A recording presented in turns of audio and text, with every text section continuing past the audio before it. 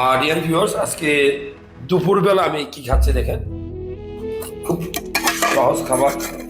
কাঁচা পেঁয়াজ খাবেন, কিডনি ভালো রাখে। কাঁচা মরিচ খাবেন, হিউজ পরিমাণ ভিটামিন সি।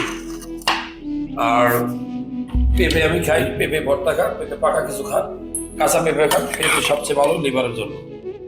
লিভারকে পরিষ্কার করে দেবে, এক কথা বলা যায় এই পেঁপে।